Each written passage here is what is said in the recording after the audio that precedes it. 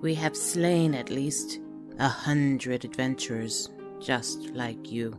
Although everyone gathered was immediately shocked, the way the little goblin hung his head in shame provided the context that there was much more to that statement. Wertnob, the goblin archer, sat on Misa's writing desk. The hobgoblin, Tranquilla, his fellow archer, stood beside him. She did not speak, but laid a hand gently on his shoulder and bowed her head as well. After 5 years, Misa was now first mate, which afforded her a cabin large enough to gather several crew members comfortably. The rocking and shifting of the ship reassured her a bit, as did the position of the desk being right in front of a window. The group glanced at each other and their surroundings and formulated a silent plan. If anything went wrong, Hudagor, the hulking, pale orc, would quickly tackle the goblin and hobgoblin out through the window and overboard into the sea. Able to breathe underwater, Femi would shed his robes and dive in to recover him. Misa would be the backup to either assist in the attack or the recovery. And Drugared, the gray-haired dwarf, would, well, no one knew what she would do. She had proven herself several times in battle and other encounters, but she was not really the kind to stick to the plan. They had trusted her enough to act on the dream she told them about, and to trudge up a mountain in search of a misty chamber with a great and powerful treasure that she was sure would come in handy. It was probably a hammer. She had a thing for hammers. They were her preferred weapon. She even summoned an ethereal hammer during combat. When all eyes in the room fell upon her, Drugared just winked. Everyone else rolled their eyes and returned their full attention to Wertnob. We belonged to the Treiskar Legion, Tranquilla and I. She was my squad leader, and I was basically a piece of spear bait. The son of our warlord was marrying into another clan, and we were part of the detail protecting the festivities. Everyone was on edge because we were in the other clan's stronghold, if you could say it was theirs. They had just conquered it 2 weeks ago, and decided to have the wedding while they still had lots of stolen food and drink left. Trank had the habit of calming us down by singing war songs. She sang and called as she patrolled, and we responded with rhymes and choruses. There was a party ranging around us, so stealth didn't matter. We were alert and in good spirits at the same time. That was the power Trank had on our fighters. We feared her blade and arrows as we did any captain worth their salt. But we also respected her because she thought of us. No one else thought of us. He looked up at her and squeezed her hand. She had a weak smile on her face and gave a nod to acknowledge the compliment. But she did not raise her head. She did not look around. She did not look at the goblin. She just squeezed his shoulder to encourage him to continue. Wertnob took a deep breath and went on. That was why the current captains hated her, and put her and hobgoblins and bugbears they considered worthless with us goblins to take some arrows and spear points that would otherwise find their way to someone worthy of being fed. If we died at the beginning of battle, so what? No one was going to tell our tale. But seeing her fight and sing beside us made us braver and prouder than the other squads. Our loyalty to Trank was earned, not demanded. Our kills mounted, and we became recognized as an elite squad. Our leader was on the way to becoming a captain herself.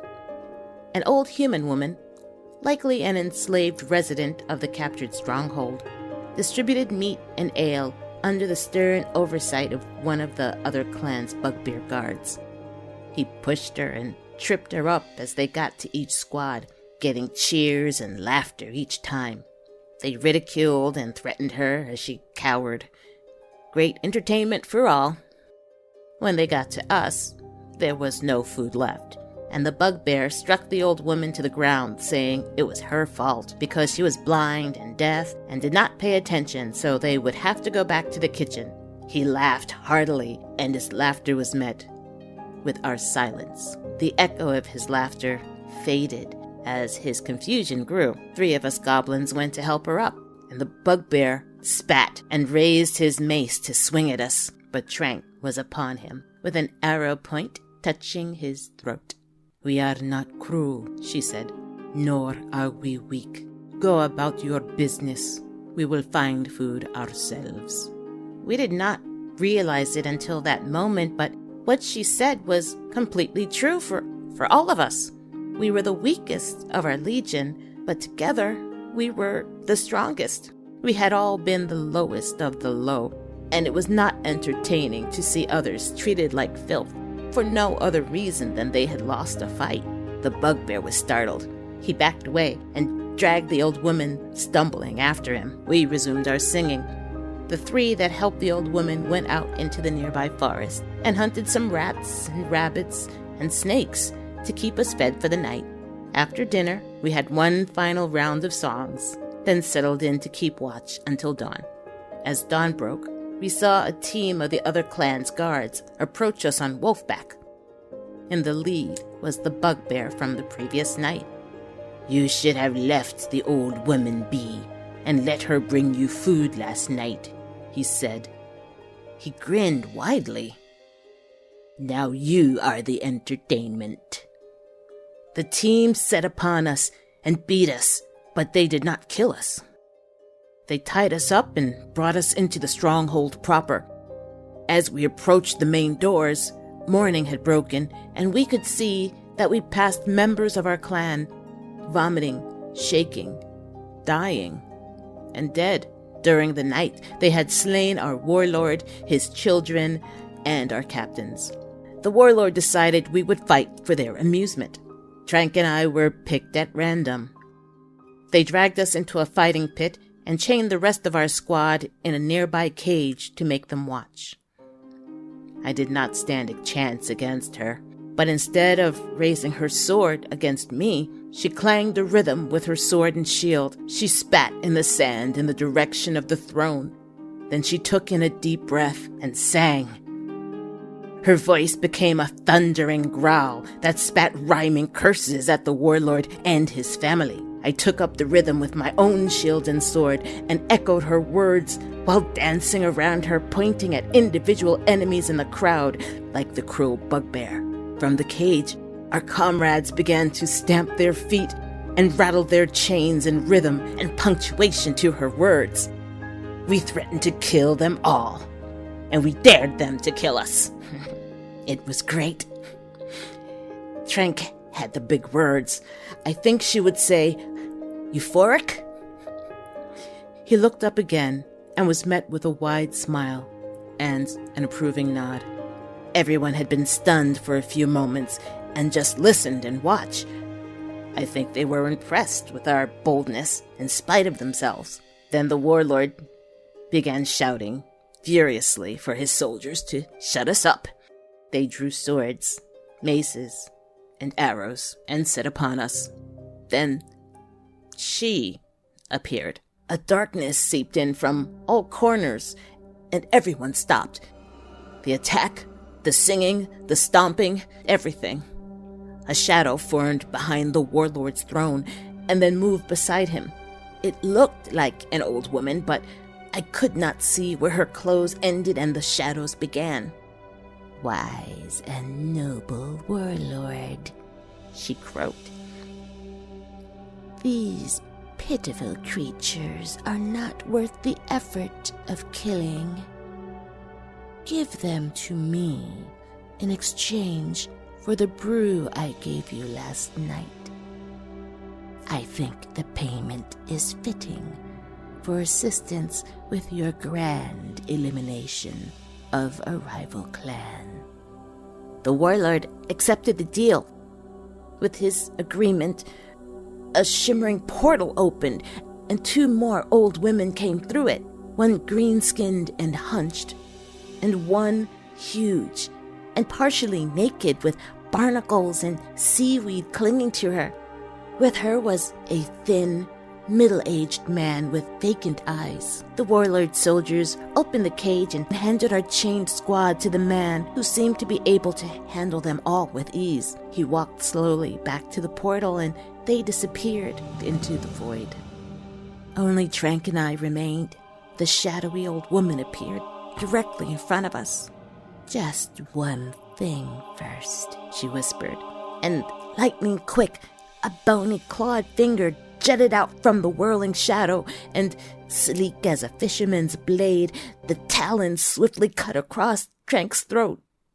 "We are not cruel, nor are we weak," you said. "You have very pretty words. Or, at least, you had." Blood gushed from Trank's neck, while the same huge skeletal hand wrapped around my whole head. My vision blurred. As the man stepped through the portal again, I thought I saw him pick up something, a bleeding creature with red leathery wings and a drooping tail, but I had no idea where it had come from. My brain burned in my skull.